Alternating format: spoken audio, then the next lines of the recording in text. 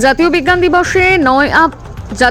দিবসে নয়াপুট হাই স্কুলে স্বয়ংক্রিয় ঘণ্টা এবং অ্যানাউন্সমেন্ট সিস্টেমের উদ্বোধন। জাতীয় বিজ্ঞান দিবসকে স্মরণীয় করে রাখতে পূর্ব মেদিনীপুর জেলার কাথে 1 নম্বর ব্লকের নয়াপুর গ্রাম পঞ্চায়েতের নয়াপুর সুধীর কুমার হাই স্কুলে উদ্বোধন করা হলো অত্যাধুনিক স্বয়ংক্রিয় ঘণ্টা এবং ডিজিটাল অ্যানাউন্সমেন্ট সিস্টেম।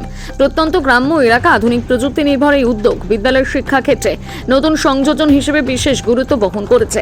অনুষ্ঠানে শুভ উদ্বোধন করেন বিদ্যালয়ের প্রাক্তন সহকারী প্রধান শিক্ষক সুকুমার মেকআপ।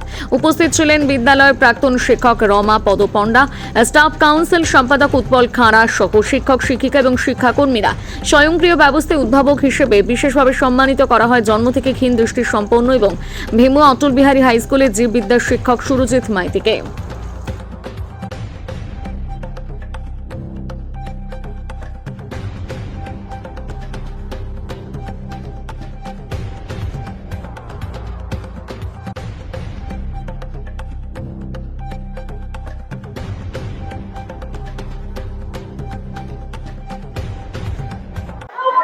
যে প্রযুক্তির উন্নতির সাথে সাথে স্কুলে একটা পরম্পরা ছিল ঘন্টার, তাতে কখনো প্রার্থনা আবার কখনো ক্লাস শুরু, সেক্ষেত্রে একদম নতুন রূপ দিলেন।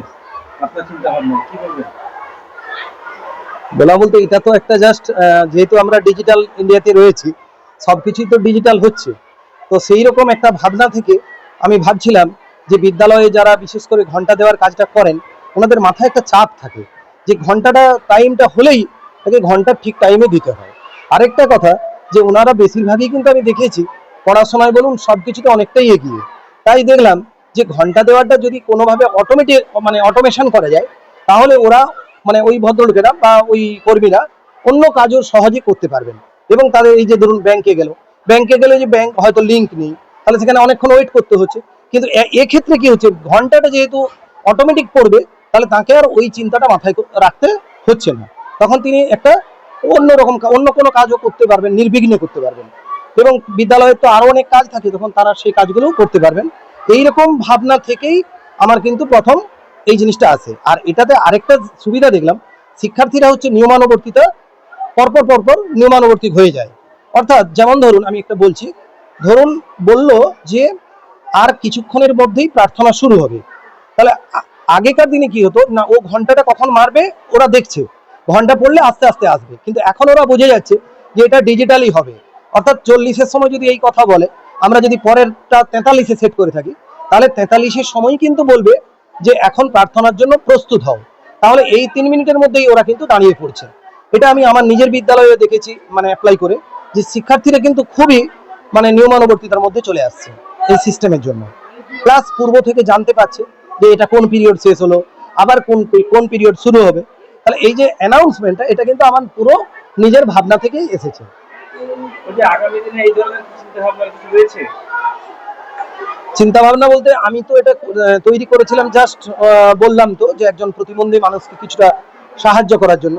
কিন্তু আজকে দেখছি সারা পশ্চিমবঙ্গের বিভিন্ন স্কুল থেকে বিভিন্ন ভাবে সোশ্যাল মিডিয়ার মাধ্যমে জানতে পেরে আমাকে ডাকছেন যে এইভাবে ইনস্টল করে দাও। কিন্তু এই ইনস্টলেশনটা খুবই সহজ ব্যাপার, যে কেউই করতে পারবেন।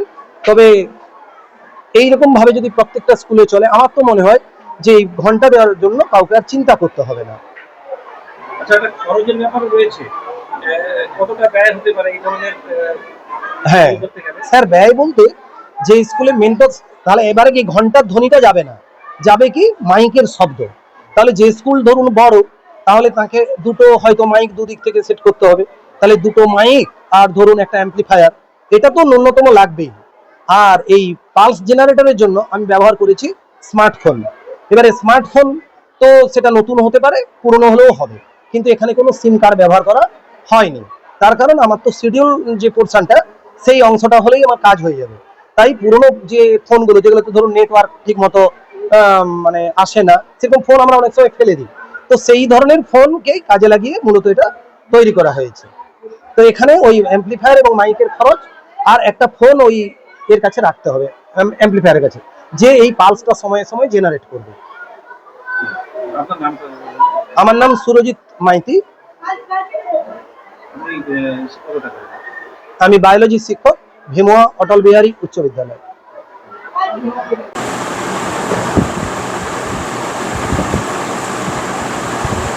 Thank you. স্কুলটাকে চেনা ছন্দ থেকে একদম ডিজিটাল চিন্তা ভাবনায় নিয়ে এলো। আজকে ছাত্রছাত্রীরা খুব উৎসাহিত আমরা দেখলাম, এবং যার বিশেষ সহযোগিতা আপনার পাশেই বসছেন স্যার। তো স্কুলের প্রত্যন্ত গ্রামে স্কুলে এই ধরনের চিন্তাভাবনা এর আগেও দেখেছি, প্রত্যেকটা ক্ষেত্রে খবরের শিরোনামে থাকেন আপনি এবং আপনার স্কুল। সেক্ষেত্রে এবারও ঠিক একইভাবে 2026-এর একদম দ্বিতীয় মাসে এরকম একটা নতুন চমক, কী বলবেন? আসলে আমি চমক বলে ভাবি না, আসলে আমি কাজগুলো করতে থাকি যেটা বাচ্চাদের প্রয়োজন হয়। বিজ্ঞানের আজকে বিজ্ঞান দিবস, জাতীয় বিজ্ঞান দিবসে আমার মনে হয়েছে যে যে কাজগুলো দরকার ছাত্রদের, তো শিক্ষালয়টাকে দ্বিতীয় বাড়ি ভাবতে হয়, তাকে আনতে হয়। এখন ছাত্রদের মধ্যে স্কুল বিমুখতা বাড়ছে, স্কুলে আসতে চাইছে না, তাই তাকে যদি একটা আকর্ষণীয় পরিবেশ দেওয়া যায়, একটা আনন্দদায়ক পরিবেশ দেওয়া যায়, নতুন কিছু ইনোভেশন দেওয়া যায়, সেক্ষেত্রে সেই ভাবনাগুলো থেকে কাজগুলো করে যাচ্ছি। সেই কাজটা আপনাদের মানুষজনের ভালো লাগছে, ছাত্রছাত্রী অভিভাবকদের ভালো লাগছে, সমাজের ভালো লাগছে, জেনে আমারও ভালো লাগছে। সুরজিৎবাবু মাস্টারমশাই আমাদের এই সবঙ্গের মানুষ, উনি জন্মান্ধ, কিন্তু তিনি তার সমস্ত প্রতিবন্ধকতাকে কাটিয়ে একটা দারুণ সমাজের কল্যাণে, ছাত্র কল্যাণে কাজ করছেন। খুবই ভালো লাগছে।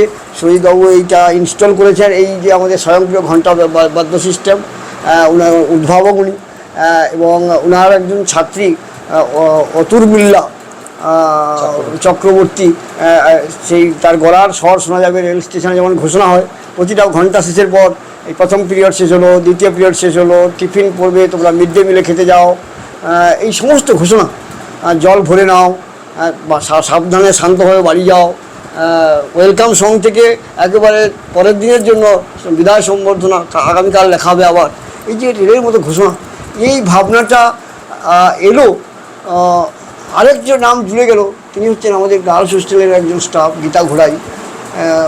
ওই নতুন রেল ভবনের দিকে একটি ক্যান্টিন হয়েছে, ওখানে ক্যান্টিনটাও চালান। তাতে দেখা গেল কি না, ঘন্টা শুনতে পাচ্ছে না, নতুন ভবন, আমার 4টে ভবন তো একটা ক্যাম্পাসে, তাই যে রেলের মতো কি করলে হয় না, যেমন ঘোষণা হয়, সেই ভাবনা থেকেই আমরা তিনি এই যন্ত্রটা, স্যার যেমন বিনা পয়সায় বিনা পারিশ্রমিকে উনি ওনার সিস্টেম দিলেন, তেমনি উনি ওনার বাবার স্মৃতি, আশুতোষ ঘোড়াইয়ের স্মৃতিতে এই যে যন্ত্রের যে খরচ, ইনস্টলেশন, যন্ত্রটা কেনা, তার তিনি দিয়েছেন। আমরা সবাই 3 জনকে সহ সবাইকে ধন্যবাদ জানাবো।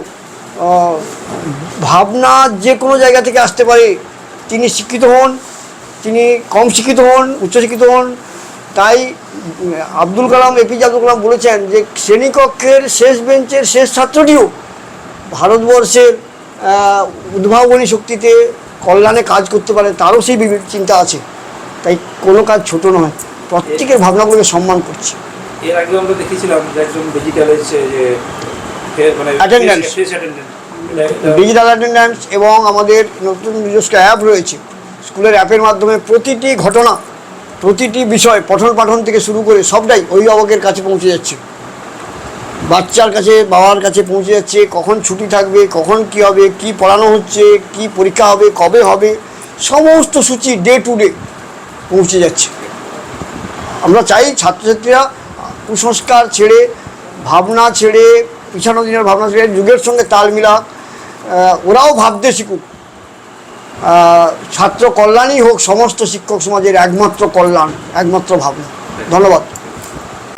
পরিচালন সমিতিতে থেকে থাকেন, এবং সাংবাদিক ভাইরা রয়েছেন, এবং আমার সামনে অপেক্ষমান আমার প্রিয় ছাত্রছাত্রী, সকলকেই যথাযথ স্থানে আমার আন্তরিক শ্রদ্ধা, প্রীতি, শুভেচ্ছা ও অভিনন্দন জানিয়ে, আমি যেহেতু আজকে একটা ছোট্ট কাজ নিয়ে এই বিদ্যালয়ে এসেছি, তাই তোমরা অনেকক্ষণ ধরে অপেক্ষা করছো যে বিষয়টা কি।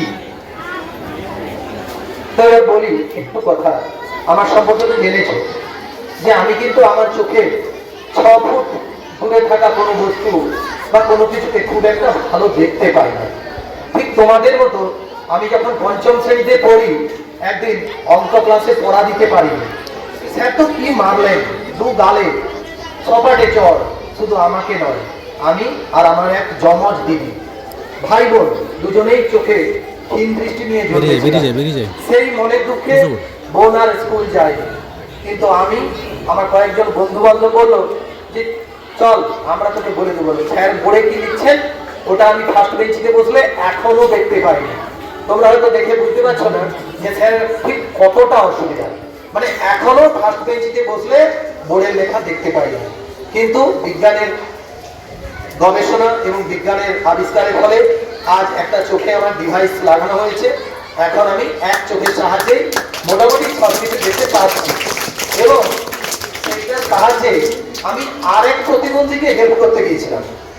শুনে নাও এই বিষয়টা, আমি আগে যে স্কুলে চাকরি করতাম সেই স্কুলে যিনি এই ঘন্টা দেওয়ার কাজটা করতেন তারা তো শিক্ষাকর্মী, তো সেই শিক্ষাকর্মী তিনি ছিলেন এক পায়ে খোড়া। তো ঘন্টার সময় হলে তার ওই ঘন্টার ধ্বনিটা যেখানে ছিল, মানে তখন তো ওই পিতলের বেল, ওইটার কাছকে আসতেই তার একটা সময় লাগবে। তো ভদ্রলোক একদিন আমাকে ঠাট্টা করে বলছে, ও মাইতিরা, আমাদের সেদিকের ভাষায়, ও মাইতিরা মোর জন্য কিছু করো না একটা। আমি কি করবো, মুই ঘর থেকে যেন ঘন্টা বাজাইতে পারি, মোর তো প্রচুর কষ্ট হয়। তো যাই হোক, আঞ্চলিক কথা বললাম, কিছু মনে করলাম। তো এখন সেই গৌরদা তার কথা রাখতে গিয়ে আর ঠিক সেই সময় আমার ট্রান্সফার হয়ে যায়, আমি আমার বাড়ির কাছে একটি স্কুলে চলে আসি। কিন্তু আমার মাথায় এই ব্যাপারটা ছিল। তো মোবাইল তো সকলেই ব্যবহার করো, মোবাইলে শিডিউল টাইমার বলে একটি অ্যাপ্লিকেশন আছে, কম বেশি সব মোবাইলেই থাকে, বিভিন্নভাবে থাকে।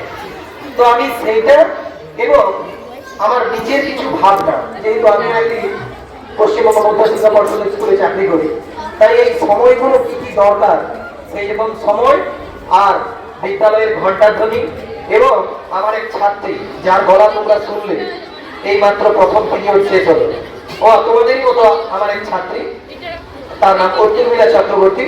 ওর মায়ের অসুবিধার জন্য আজ আসতে পারলো না, নাহলে স্যার আমন্ত্রণ জানিয়েছিলেন।